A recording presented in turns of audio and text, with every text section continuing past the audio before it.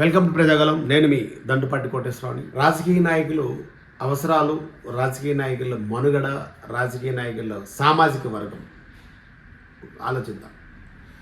పెద్ద ఆయన బొడ్డేపల్లి రాజగోపాలరావు గారు దగ్గర 6 సార్లు శ్రీకాకుళం ఎంపీగా చేశారు.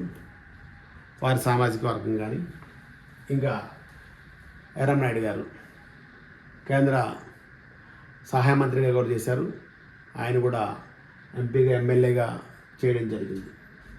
గౌతు శ్యామ్ సుందర్ శివాజీ 6 సార్లు 7 సార్లు ఎమ్మెల్యే అయ్యారు. ఇప్పుడైతే వాళ్ళ అమ్మాయికి ఆ స్థానం కల్పించారు. ఇంకా గొండి శంకర్ గారు. వీళ్ళ ముగ్గురు మధ్యలో ఏంటి అనుకుంటున్నారా? ఏంటంటే ఒక్కొక్క సామాజిక వర్గానికి సంబంధించి ఎంతో కష్టపడి ఆ సామాజిక వర్గాన్ని ఎవరైతే ఎంపీ ఉంటారో, ఎమ్మెల్యే ఉంటారో, మినిస్టర్ ఉంటారో ఆ సామాజిక వర్గాన్ని బాగు చేసుకుంటారు. అది వాస్తవం. మన కుటుంబం మనం బాగుండాలని కోరుకుంటాం, అట్లనే బాగుంటుంది. రాజగోపాలరావు గారు కూడా చాలా ప్రయత్నాలు చేసి అప్పట్లో వారి సామాజిక వర్గం బీసీఏగా ఈరోజు ఉండడం వల్ల ఉద్యోగ అవకాశాలు కానీ ఆర్థిక పరంగా చాలా మంచి పొజిషన్లో ఉండడం జరిగింది. అలానే ఇకపోతే ఎర్రనాయుడు గారు ఆయన కూడా సహాయ మంత్రిగా ఉన్నప్పుడు కేంద్రంలో ఆయన కూడా మంచి అవకాశాలు కల్పించారు. కానీ అందరితో పోలిస్తే ఆయనకి ఏంటంటే ఏ సామాజిక వర్గం వచ్చినా సరే తప్పకుండా పనిచేసి పెట్టేవాళ్ళు ఇమీడియట్లీగా. అంటే సెకండ్స్లో ఎంబడే ఫోన్ చేసి, అప్పుడు ల్యాండ్లైన్లో ఫోన్ చేసి మాట్లాడి, ఎందుకంటే ఆయనకి నాకు చాలా అత్యంత సాన్నిహిత్యం ఉండేది. బాగా దగ్గరగా వెళ్ళి మాట్లాడేవాళ్ళం. ఒక అర్ధగంట గంట ఉండేవాళ్ళు. వెళ్ళినప్పుడల్లా మాట్లాడి చాలా ఫ్రీగా ఉండేవాళ్ళు మా ఇద్దరం. అంటే నాకు అప్పుడప్పుడు ఫోన్లు చేసేవారు, మాట్లాడేవాళ్ళం. ఇకపోతే శివాజీ గారు, ఆయన కొరకు కూడా చెప్పాలి. ఇకపోతే యువ ఎమ్మెల్యే గొండి శంకర్ గారు. ఈ అందరికీ ఒక కామన్ పాయింట్ ఏంటంటే ఏ టైంలో ఫోన్ చేసినా ఎర్రనాయుడు గారు లిఫ్ట్ చేస్తారు. అది రాత్రి 2 గంటవని, 12 అవని, 11 అవని, ఒకవేళ పడుకుని పొద్దున్న లేసి ఎంబడే. ఇది అచ్చెన్నాయుడు గారు కూడా ఈరోజు మినిస్టర్ అయినా సరే ఎప్పుడైనా ఫోన్ చేయండి, ఫోన్ లిఫ్ట్ చేస్తారు. ఆయన సమాధానం చెప్తాడు. నిజంగా మనకి పని చేయకపోయినా ఆ టైంకి మనకి మాట్లాడితే ఆ సమస్యని పరిష్కారం కాకపోయినా మనకు ధైర్యం వస్తుంది. ఈ శంకర్ గారు ఉన్నారంటే, గొండి శంకర్ ఉన్నారంటే మీరు ఎప్పుడు ఫోన్ చేయండి ఫోన్ ఎత్తాడు. మరి ఏం అలవాటో తెలియదు. అట్లనే ధర్మాన ప్రసాదరావు దగ్గర ఉన్న కోటరీ మొత్తం సగం కోటరీకి ఎక్కువ ఈరోజు గొండి శంకర్ చుట్టూ ఉంటారు. ఎలక్షన్ ముందు ఎవరు కనబడలేదు. ఎలక్షన్ ముందు ఎవరున్నారు? ఆయన కోసము, టీడీపీ కొరకు, ఆయన కొరకు కష్టపడే వాళ్ళు చుట్టూ ఉన్నారు. ఆయన చుట్టూ 2 నెలలు, 3 నెలలు, 6 నెలలు కష్టపడి అసలు ధర్మాన ప్రసాదరావుకి అసలు ఈయన పోటీనా అన్న పరిస్థితి నుంచి ధర్మాన ప్రసాదరావు 10,000, 5,000తో ఓడిపోతారని మోతాకు వచ్చిన వరకు పనిచేసిన వ్యక్తులు ఈరోజు లేరు. కారణం ఏంటి? సామాజిక వర్గం.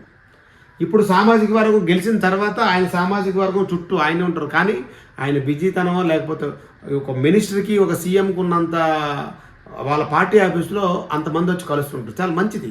ఎందుకంటే పని చేయించుకోవడం, పని చేసి అసలు నాకు ఒక విషయం అర్థం కావట్లేదు. ఒక ఎమ్మెల్యే నియోజకవర్గంతో ఎమ్మెల్యే కానీ, ఎంపీ కానీ ఓట్లు వేయడానికి వెళ్ళినప్పుడు, ఓట్లు అడగడానికి వెళ్ళినప్పుడు ఆయన ఎక్కడెక్కడ సమస్యలను తెలుసుకుంటాడు కదా, అడుగుతాడు కదా. మరి ఆ ప్రజలు సమస్యల కొరకు మళ్ళీ ఆయన దగ్గరికి ఎందుకు రావాలి? నువ్వు తిరిగినప్పుడు మీరు తిరుగుతున్నారు, సమస్యల మీద తెలుసుకున్నారు, 2 నెలలు 4 రోజులు ప్రచారం చేస్తారు. ఇక్కడ కాలువ సమస్య, ఇక్కడ ఇల్లు సమస్య, ఇక్కడ రోడ్డు సమస్య అన్నీ మీకు ఉంటాయి. అక్కడ మాట్లాడతారు, అప్పుడు ప్రభుత్వాన్ని విమర్శిస్తారు, అన్నీ చేస్తారు. కానీ మళ్ళీ సమస్యల కొరకు మీ దగ్గరికి వస్తే తప్ప మీరు పనిచేయరు. ఎందుకు? మరి ఆల్రెడీ మీరు తిరిగినప్పుడు ఆ సమస్య మీకు ఐడియా ఉంటుంది, పలానా ఊర్లో ఈ ప్రాబ్లం ఉంది, సో మీరు వెళ్ళొచ్చు కదా. అంటే గెలిచిన తర్వాత అంటే ఎవరికైనా కుర్చీ విలువ అలా ఉంటుందేమో తెలియదు. ఎవరైతే సమస్య తెలుసుకొని నిజంగా పనిచేస్తారో వాళ్ళు మళ్ళీ అంటే వాళ్ళు గెలిపించాలి. మన ప్రజలు కూడా అలా ఉండరు, కానీ వాళ్ళు చిరస్థాయిగా ఉంటారు. అలాంటి వాళ్ళే ఈరోజు రాజకీయాలు నెక్స్ట్ జనరేషన్ కావాలి. ఇకపోతే గౌతు శ్యామ్ సుందర్ శివాజీ గారు, ఈయన కొరకు అంటే మా గౌతు స్వర్గీయ సర్దార్ గౌతు లచ్చన్న గారు ఆయన వారసుడు. మరి ఆయన సామాజిక వర్గానికి అంటే ఇప్పుడున్న శిరీష దగ్గర ఎంతమంది కోటరీలో ఆయన సామాజిక వర్గం ఉన్నారో తెలీదు. ఇలా ఈ సామాజిక వర్గాల వల్ల గెలిచిన తర్వాత సొంత సామాజిక వర్గం చాలామంది దగ్గర అవుతారు. మిగతా పని చేసినందరూ కనబడకుండా పోతారు. ఫోన్లు కూడా ఎత్తకుండా పోయిన వాళ్ళు చాలామంది ఉన్నారు. ఫోన్లు ఎత్తరు. అసలు ఫోన్ అనేది మీకు ఇచ్చినప్పుడు మీరు లిఫ్ట్ చేయాలి. అలా లిఫ్ట్ చేయనప్పుడు కొన్ని సంవత్సరాల తర్వాత మీకు ఫోన్లు కూడా రావడం మానేస్తాయి. దయచేసి రాజకీయ నాయకులందరూ మీ అవసరాల కొరకు వాడుకొని వదిలేసిన తర్వాత మళ్ళీ వాళ్ళని దగ్గరకు రానివ్వకపోవడము, లేకపోతే వచ్చినా సరే పట్టించుకోకపోవడము, నేను గెలిచానన్న ధీమా ఉండడం వల్ల చాలామంది, అది ఎర్రంనాయుడు గారితో సహా అందరూ, అంటే ఆయన నాకు తెలిసి ఫోన్ కొరకు డిస్కషన్ చేయట్లేదు, చాలామంది అశ్రద్ధ చేయడం వల్ల ఓడిపోయడం జరిగింది. ఓటమి అనేది అందరికీ ఉంది.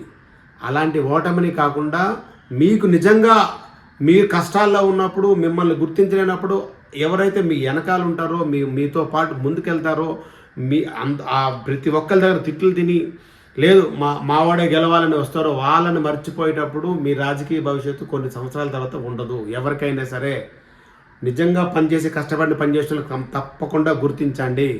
అలాగే సమస్యల పట్ల మీ దగ్గరికి వచ్చి చెప్పుకుంటే సమస్యలు తీరడం కాదు.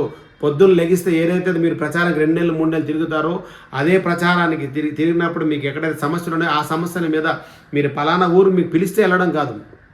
మీరు ఆ ఊరికి వెళ్ళి ఆ సమస్యలతో ఆల్రెడీ మీకు తెలుసు కాబట్టి ఆ సమస్యల మీద అక్కడ ఉన్న అధికారులతో మాట్లాడి సమస్యను పరిష్కారం చేస్తే మీరు 2 సంవత్సరాలు 3 సంవత్సరాలలోపు మీ మొత్తం మీ నియోజకవర్గాన్ని అభివృద్ధి పదంగా ముందుకు తీసుకెళ్ళవచ్చు. ఇకనైనా సరే సామాజిక వర్గం లేకపోతే గెలిచిన తర్వాత మీకు ఎవరు క్లాప్స్ కొడతారో, రోజు పొగుడుతారో, లేకపోతే ఇంకోటి చేస్తారో, లేకపోతే ఫోన్ చేసి ఎత్తకపోవడం, ఇలాంటి వాళ్ళు రాజకీయాలకి కొన్ని రోజులు బాగానే ఉంటారు, తర్వాత పనిచేయరు. ఇకనైనా సరే దయచేసి మీ సమస్యలు కానీ, అంటే ప్రజల సమస్యలు తెలుసుకోవడానికి మీరు వెళ్ళాలి తప్ప మీ దగ్గరికి వచ్చిన తర్వాత మీ దగ్గరికి వస్తే చేస్తాం అనుకున్న వాళ్ళు నెక్స్ట్ జనరేషన్లో రాజకీయానికి పనికిరారని నా ఉద్దేశం. దయచేసి ప్రతి ఒక్కరు గమనించండి. మీ క్వార్టరీ చుట్టూ ఇంతకుముందు ఎవరు కష్టపడ్డారో వాళ్ళు ఉన్నారా, ఇప్పుడు కొత్తగా వచ్చిన వాళ్ళు ఉన్నారా, డబ్బులు ఖర్చు పెట్టి 4 బ్యానర్లు పెట్టేసి 4 కార్లతో వచ్చేసి వాళ్ళు ఉన్నారా, ఒకసారి బాగా ఆలోచించుకోండి. భవిష్యత్తులో వాళ్ళ దగ్గర మనం ఎందుకు వెళ్ళాలా అనిపించుకోకుండా, లేదు మాకు ఏ సమస్య వచ్చినా పరిష్కారం చేస్తారు, మేము తిరిగాము.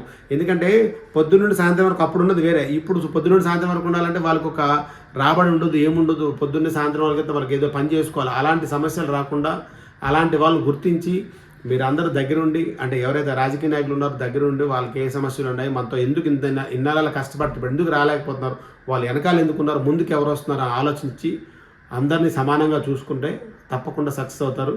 నేను మీ దండపాటి కోటేశ్వర. అందరికీ నమస్కారం.